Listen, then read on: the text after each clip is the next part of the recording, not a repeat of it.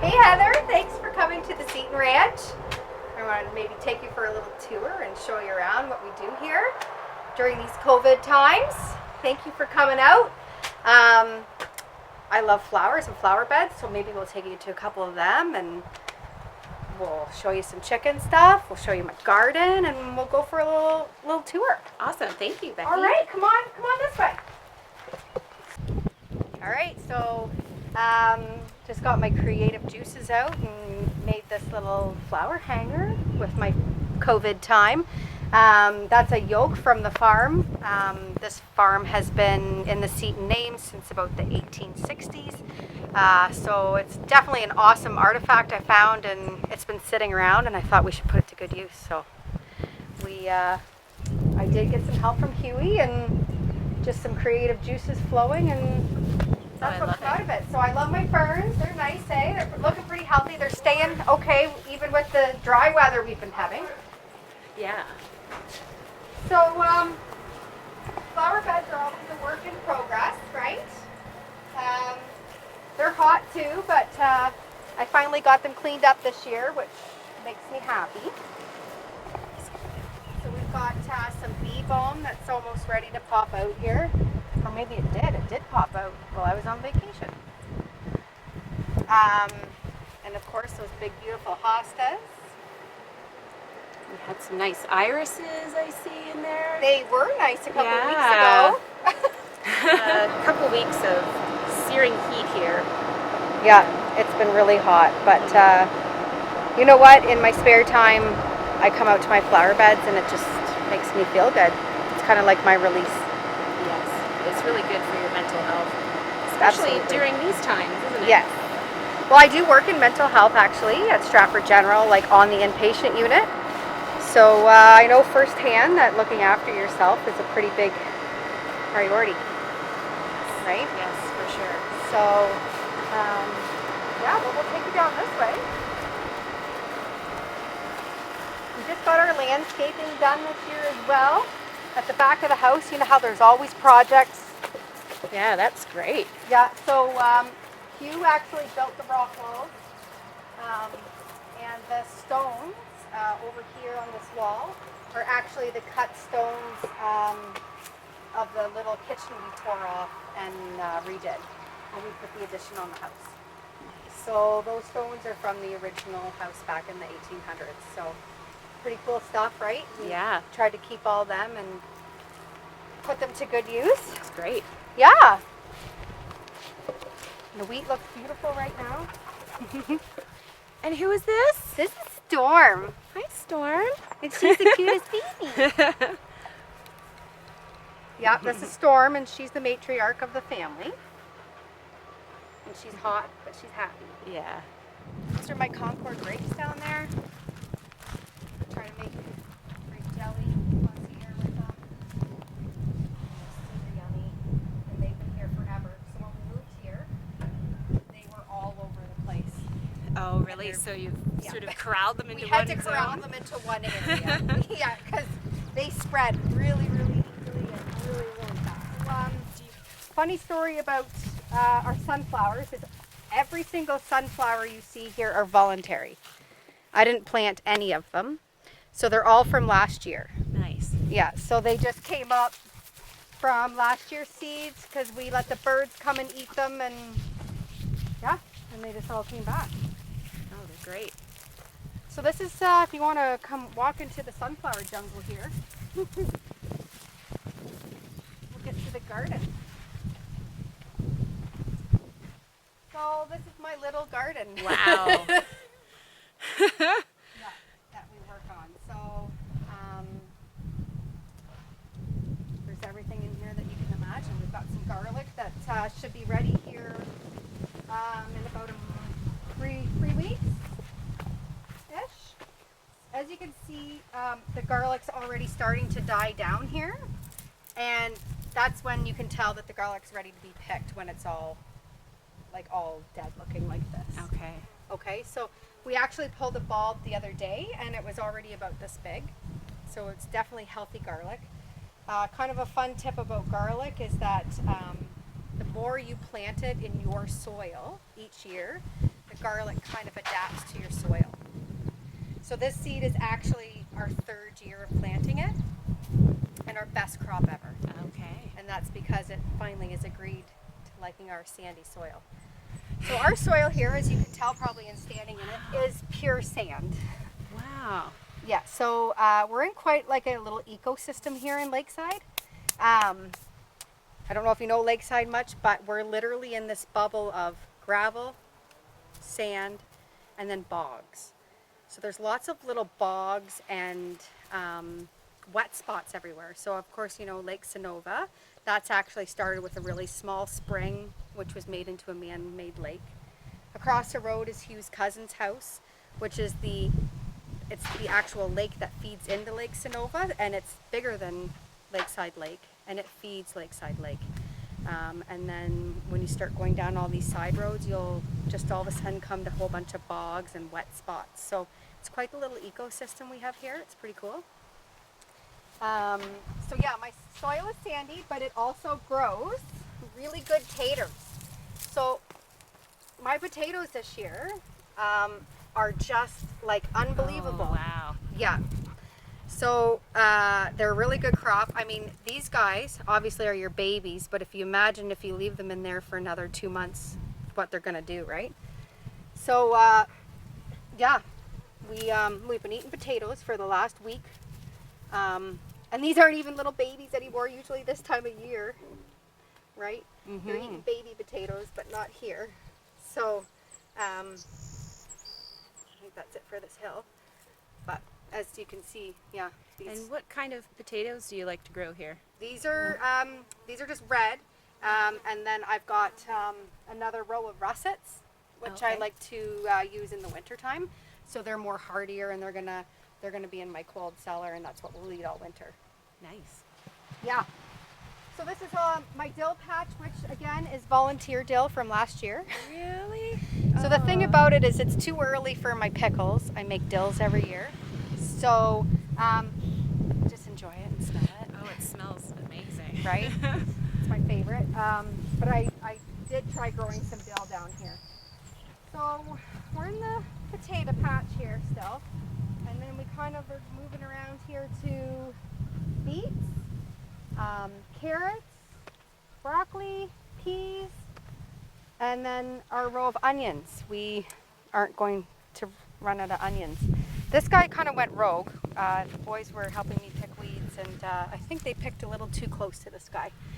So we'll maybe take him in the house and eat him up. But So now we've been trying to grow onions the last couple of years with not the greatest success. oh, I've had some people say that you should plant the onion as a little, start it from seed and then plant the onion in the fall to get a big bulb like that.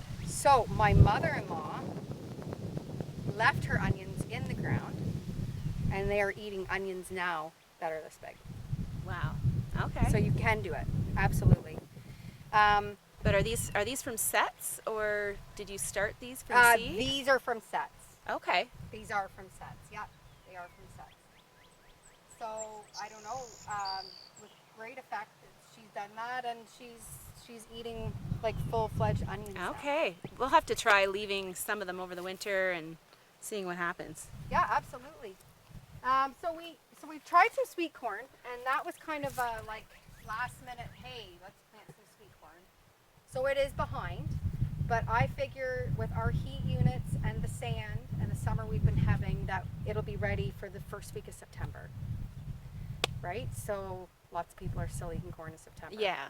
And with our weather patterns, you know, in the last like few years, if you've noticed, September's gorgeous. Yeah. Right? Yeah, it's true. You know? And then, everybody else's corn might be done and you have your corn for later. Yeah. So my beans.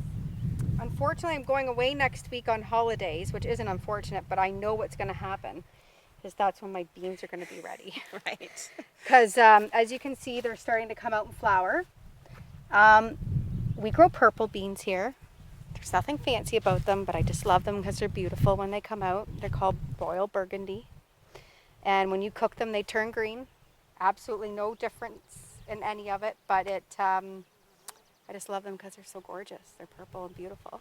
Oh, that's fun. Yeah. My romaine didn't do so hot this year. And I'm thinking it's just because it's really hot.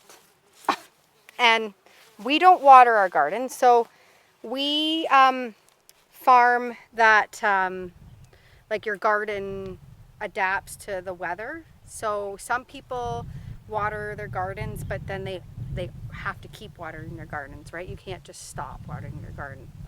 So we just plant our garden, pray for rain, and then, like, you know what I mean? We don't come in with a hose and spray it all down in here, because once you start, you can't stop. And I guess that's what you do in the big fields. You can't get out to irrigate those large absolutely. fields. So this is my kale. So I've got some friends that are eating this as well, but you know, there's lots to share. These culprits are usually either snails or caterpillars. But what we do with kale at our house is make kale chips.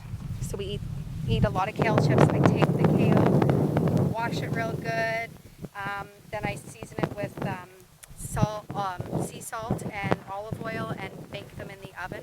And the boys just can't get enough kale. Who would ever thought that they'd be eating kale? So our vines over here is a great mismatch of everything.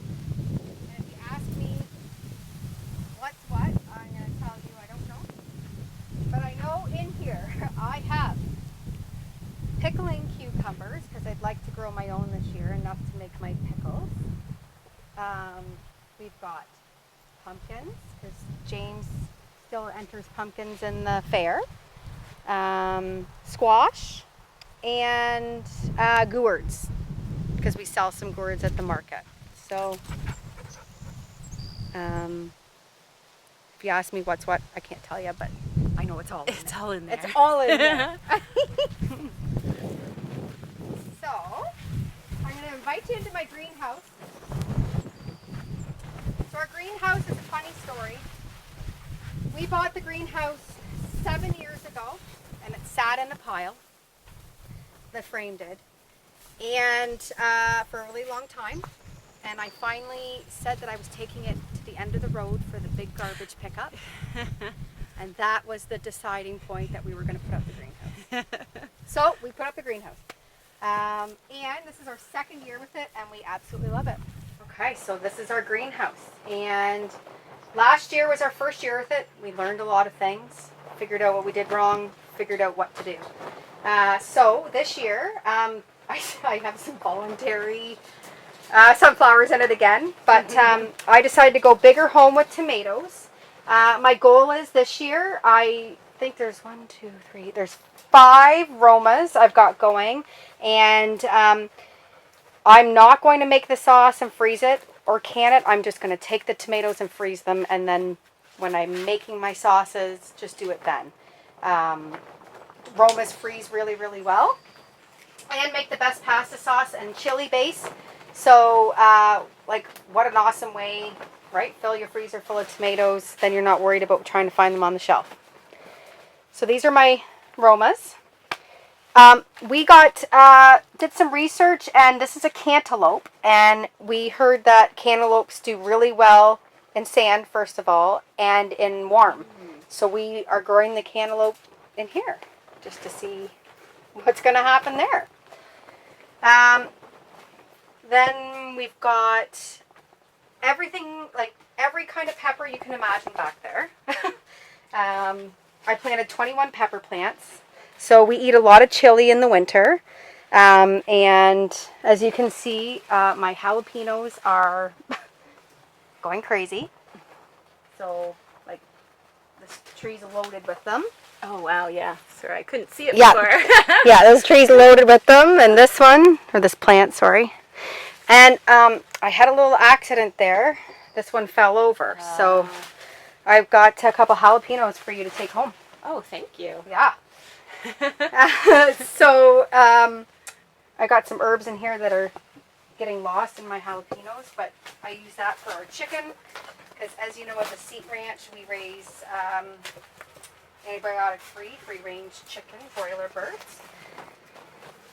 Do you ever grow eggplant? Or do you eat eggplant? Yes. Okay. I put in a few every year. So tell me what's going to happen here with this. You get some flower buds on there. So what? And then they just start to fill out when they get to. And do they hang? Yeah. Okay. Yeah, they just hang right down. Okay. Yeah. Okay, so this is always my pride and joy in my greenhouse, and this is my cucumbers. Look at this. Wow. So this guy is absolutely loaded if you start looking. So English cucumbers galore. Oh, wow. That's what I need to do next year. Yeah, like pretty cool, eh? Yeah. And we just use twine for everything to go up on with great effect. So this is my greenhouse. I love being in here. As you can tell, Heather, it's about 500 degrees in here compared to out there. But it sure does make a difference with your hot plants. Okay, so this is our chicken barn. It does not look like a regular chicken barn that you see when you drive down the road, does it? No.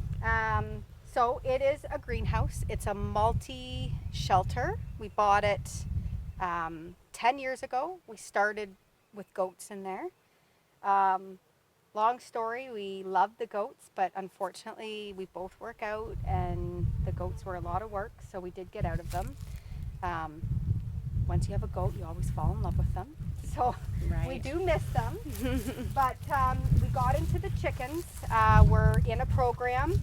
I'll briefly tell you, it's with the Chicken Farmers of Ontario, but it's called the Artisanal Chicken Program.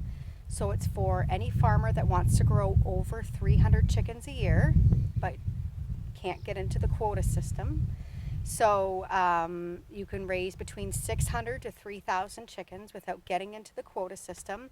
And it's basically promoting fresh Ontario chicken to local niche markets, farmers markets, caterers, little grocery stores and stuff like that to buy local meat. So we started in the program 5 years ago. We were one of the first pioneers in the program. We're on year 5.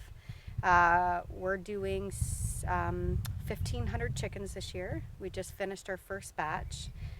We butchered them June 18th, and we're selling chicken like hotcakes. We're very humbled with the response we've got. I think people, some good has come out of COVID, if you want to say.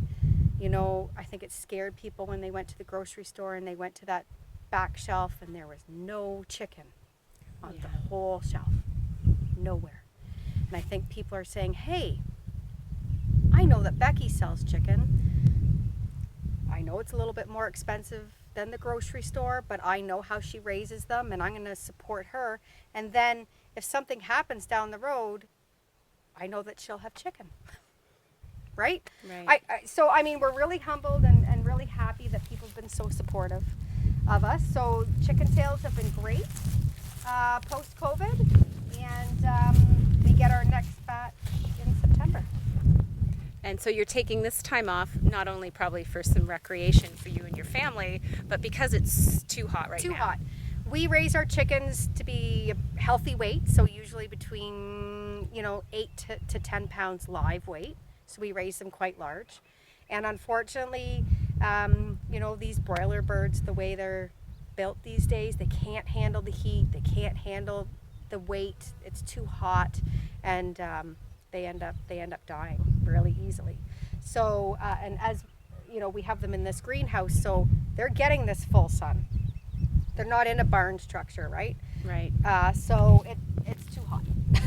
So it's nice to have a little break, to be honest with you. But we pasture them out here, so we have a little doggy door that they get to come out and hang outside at about 3 to 4 weeks of age. And we just fence all this off, usually with snow fence. And they just come in and out. We make little walkways for them, and they get to come outside. So they come and go as they please. Oh, so they come out whenever they want. Yeah. That's fun. So we don't force anything. We don't force them to eat or come out or go out or stay in, or it's like they get to make their own decisions. So yeah, it's our barn. Awesome. So like we firmly believe here at our house that like supporting local and trying to, if you can, like do your own thing is first of all pretty cool, and second of all an important life skill. And if you can do it, you can feed yourself and your family, and and support local. If you can't maybe do it at your own place, but you can buy somebody's produce or food. I think it's really important, and especially in these times. Yeah, and it seems like there's a movement of people doing this more too. There is, for sure. And as I said, I'm really humbled by everybody's response. So I'll take you into the shop and I'll show you some chicken. Okay. Okay, so these are all our freezers. Wow. Okay. Yeah. That's a lot of chicken. Yeah, so a couple weeks ago they were awful, and now we're starting to get down. Yeah, and you sell mostly at the market, or St. Mary's Farmers Market and on farm sales. Oh, okay. Yeah, so we love come people here. to come and pick out their chicken, and yeah. Nice. So thanks for coming to visit Seaton Ranch. Yeah, thanks for having us. Okay.